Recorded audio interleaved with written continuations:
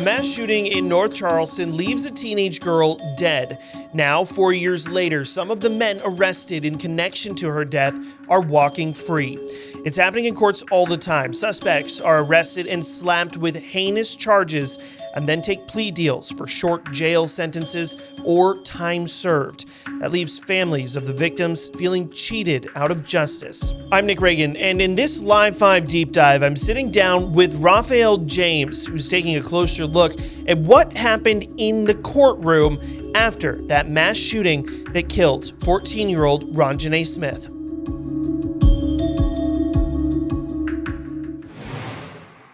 Raphael, back in 2021 is when all of this happened. You have been following this shooting since that night. Take us back to 2021 and set the scene for us. Well, it was a heartbreaking story, first of all, to find out that not only was there a mass shooting in your backyard in North Charleston, but that there were several young people involved. And we later find out that a 14-year-old, Ronjanae Smith, lost her life in that shooting. There were several victims, more than a dozen, including, at the time, 2 of the suspects who were accused of the shooting. So following up on that story, again, it was heartbreaking, talking to the family, trying to find out who did this, watching with police, as at the time that it happened, they didn't have many suspects. And we later found out that even the victims and the eyewitnesses that were there on the scene weren't really cooperating so well with the police. It was kind of a perfect storm of all of the wrong things that could happen. It was an unauthorized party, first of all. Nobody should have been there. There were lights that were going. There was a fight that I found out later, a fight between 2 girls that caused the lights to go out. And in the darkness is when you start hearing the gunshots. And there was security there. They were checking people, presumably, before they came in to make sure no one was armed. But then it came out in subsequent reports that they didn't check everybody. And maybe some people said the security guards knew that some people did have weapons. But be that as it may, the shots were fired, people scattered and drove away.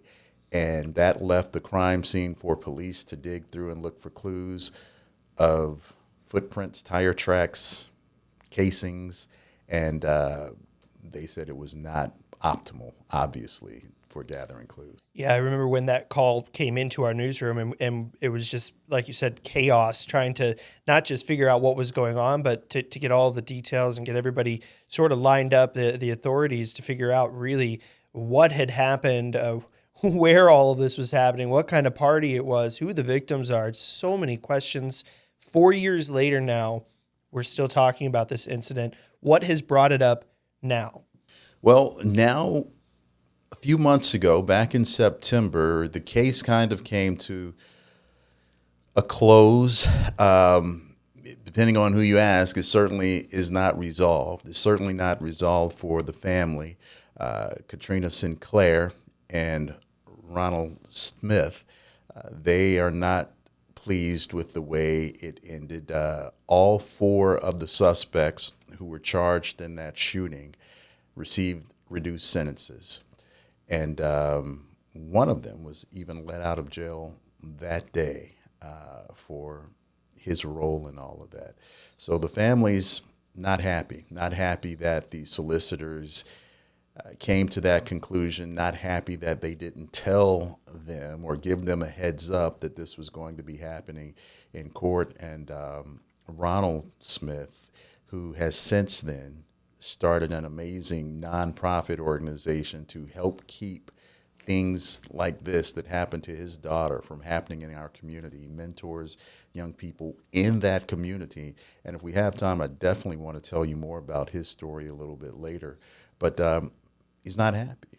He has poured his heart into being a violence interrupter, stopping the violence so no other parent has to go through this. And he was putting a lot of hope in the system to get some semblance of justice, to let society say that Ronjanae Smith's life mattered. And the family feels with that plea agreement, those plea agreements, they feel that that was not the message that was sent. Yeah, unfortunately, with the justice system in South Carolina right now, we're hearing a lot of these kinds of stories and a lot of people that share those sentiments of being disappointed with the outcome of their case or simply with the system itself. You've done a lot of reporting on this in this latest piece. Let's go ahead and take a look at your latest reporting. May 22nd, 2021. Hundreds of young people attended an outdoor night gathering on Gilliard Lane in North Charleston. According to legal documents, two girls fighting near the stage tripped the light source.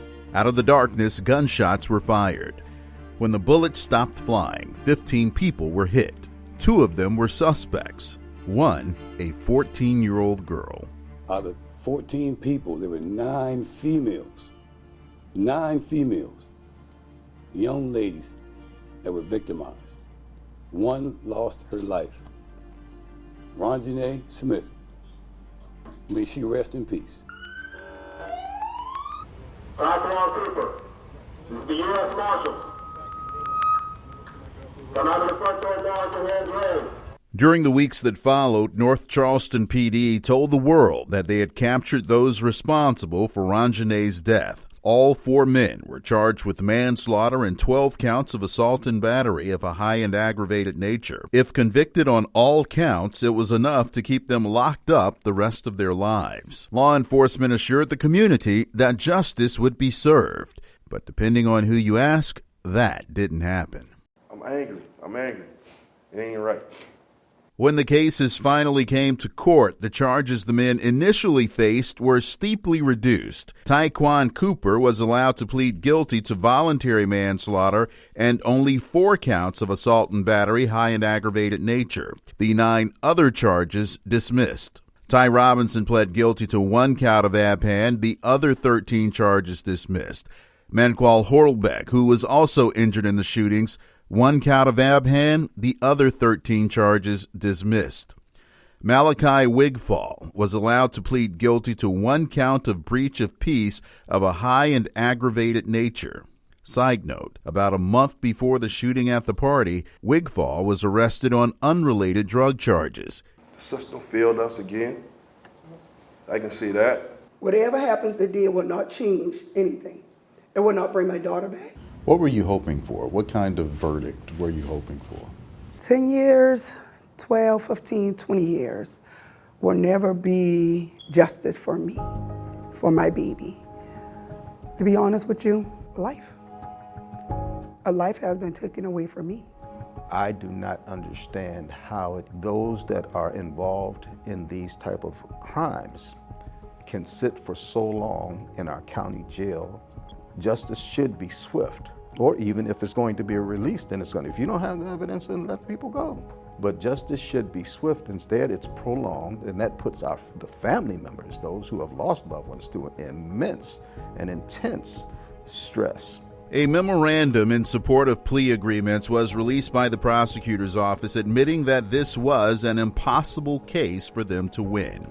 And due to the lack of evidence and severe witness credibility, they could not win a conviction beyond a reasonable doubt. I can't tell you how many citizens have called in and given us tips and told us what they think happened. That statement seems to contradict the memorandum, which states of the hundreds of people at the gathering, only about 30 cooperated with the police. And let's look at the evidence. More than 100 fired cartridge casings were recovered at the scene. There was no DNA or fingerprints on any of them. Analysis showed that they came from 6 different caliber weapons with 22 different head stamps. 6 guns in all were recovered. Forensics found that 1 gun fired 6 bullets near the stage. It was found in a vehicle leaving the scene with Tyquan Cooper, but had a mixture of 3 people's DNA, including possibly Cooper's. North Charleston Police Department, search warrant. There were multiple search warrants completed, but none of them led to any additional evidence. The report goes on to say that even the shooting victims themselves were uncooperative by not providing their medical records as part of the investigation. And the crime scene? When the shots were fired, people panicked, trying to get away. trampling and driving over evidence. And remember Malachi Wigfall? His reduced plea allowed him to get out of jail on September 18th. Even though a condition of his probation was to stay out of trouble, by October 3rd, just a few weeks later, he was arrested again, this time on drug charges. Bro, we wasting our time, sir. He was released the next day. One of the quotes that you captured in your story is that quote that said, "The system failed us," right? That to me really stuck out again as this continued notion of the justice system falling down every time or lots of times when people are relying on it for justice. Again, 4 years past the initial incident, that takes a toll on the victims' families here. Absolutely. What have you heard in your conversations with the family? How are they dealing with just that extended amount of grief that they have to replay over and over again? It is a nightmare that they just can't seem to wake up from, is the way it's been presented to me. The worst thing that you could possibly imagine is you losing your daughter, then losing your daughter to gun violence, and then the system that's supposed to administer justice not administering the kind of justice that you would have prescribed. It's a heartbreaking thing. And we talked about Ronald Smith. Ronald Smith's past wasn't spotless. He was a guy who spent a lot of time inside of that very system. As a matter of fact, when he was giving impact statements during one of the trials for Manqual Horlbeck, he stood up and said, I was on trial in this very courtroom, and you sentenced me to 10 years in prison for selling drugs, and yet you allowed this man to walk away with far less time from that than that, and he's accused of killing my daughter. And it was a very powerful statement. He's seen things work from both sides. He was on the wrong side of the law. Now, after his daughter's death, he started Positive Vibes, Ron Janae Smith, a nonprofit organization, as I mentioned earlier, that kind of goes into these communities and has serious talks with them. He has mediated with people who have lost loved ones and were going out to exact their own justice, street justice, and he's mediated with them and those families and shown them a different way to do things, or at the very least prevented them from making another mistake or taking another life in the community. So he's done amazing work, and now to have put all of his energy in that, into helping the community, into helping another child, into helping someone else's family, then to come into court and see that your daughter's accused killers being given a much lesser sentence. It's a bitter pill for him and his wife, Katrina Sinclair, to swallow. One of the things that struck me in this story is that you had talked with a lot of law enforcement, and they kind of came out at one point and they said, we've got the people that are responsible for this shooting. And then they go through the court system and, there isn't a murder conviction. And as you mentioned, kind of light sentences for what the original accusation from the police was. What has your conversation with police been in terms of how they see the ending of this incident? Well, I would like to know that question. I've reached out to Mayor Burgess, who was the police chief at the time, who was one of the ones at the news conferences, especially when those men were captured. He hasn't agreed to an interview on camera at this time, and I'm still waiting to hear from Mayor Burgess. So at any time he wants to talk with me and give me some insights into what happened, I'd be more than welcome to hear it. But looking at this thing in real time, when the shooting happened, you're waiting on the suspects, and you're waiting hours, you're waiting days, and then finally there's an announcement. We got him. So you go through all of that, and we're talking 4 years, and it goes from we got him to we got him, but there's not enough evidence to make the charges that we put on him stick. Yeah, we see that a lot with the justice system, just with this, again, the we got him and then the evidence not being enough to convict. They gathered a ton of evidence. They interviewed a ton of people, and there were a lot of people at this unsanctioned party, but there weren't very many people that cooperated with police. We've seen this a lot in the community as well. But why does this happen? Why aren't people, specifically in this case, not working with police to get to the bottom of these things? That's a very interesting question, Nick. It's two things. They don't trust law enforcement. And the other thing is there are codes to the community. There are laws and ordinances on the books on this side of the street, but there are codes and values on the other side where sometimes it's easier not to talk to police. Sometimes if you talk to police, you make yourself a target by the same people who committed the crimes in the first place. When you talk to the police, the community has a way of finding out about it. So people aren't always so eager to share what they may know. In this particular case, police were wanting to get medical records to help as part of the investigation. So one thing that may have helped is if the people who were shot had said, yes, I allow you to take a look at my medical records. Just something as simple as that. Cooperating with that investigation may have helped them in some way or the other. But in a lot of cases, I think in most cases, the answer was no. So you're saying even the victims weren't being terribly helpful for police? Even the victims, not willing to get involved in that way.